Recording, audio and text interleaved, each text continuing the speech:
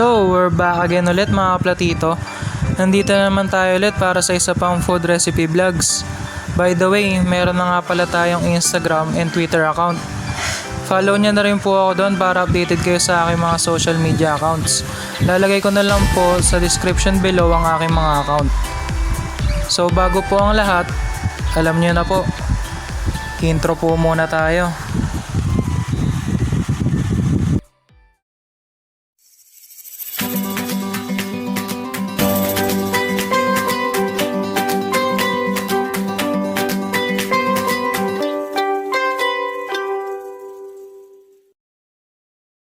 So, nagbabalik na nga tayo ulit mga kaplatito.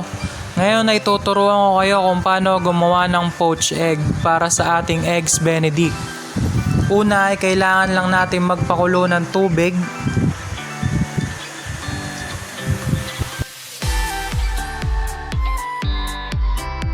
At pagkakulo ng tubig, ilagay na po natin ang suka.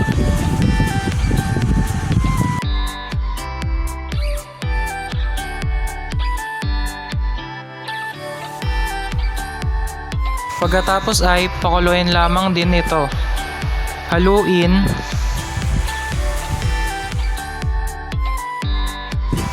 Ilagay ang paminta.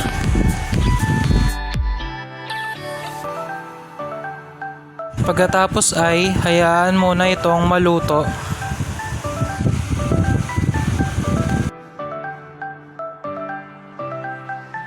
At saka ilagay ang 1 teaspoon na asin.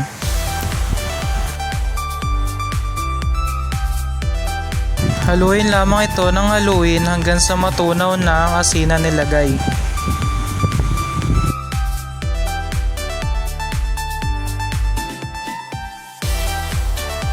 Pagkatapos ay ilagay na ang itlog.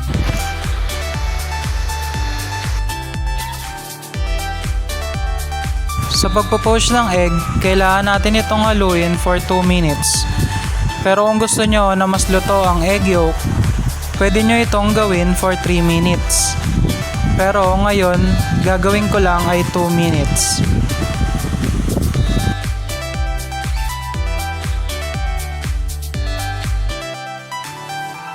Haluin lang ito ng haluin.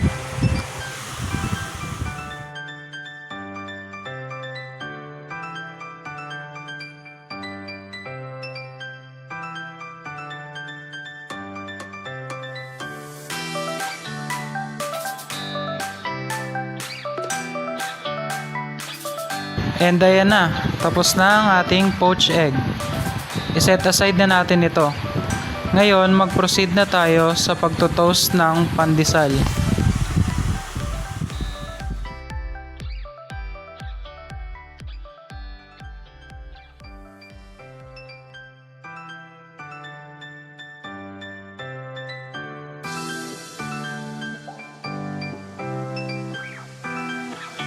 After i-toast ang pandesal, proceed naman tayo ngayon sa pagpiprito ng ating bacon.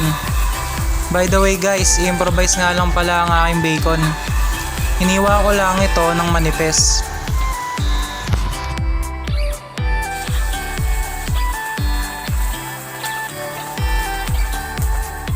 And since na gusto ko na matamis ang aking bacon, nilagyan ko to ng konting asukal.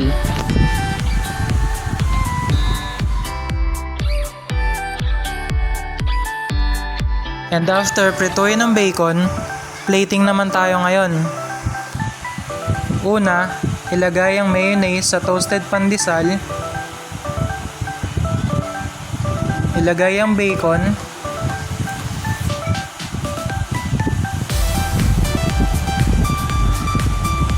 Sunod ang poached egg. Lagyan ulit ng mayonnaise sa ibabaw and ayan na ang ating pandesal eggs benedict.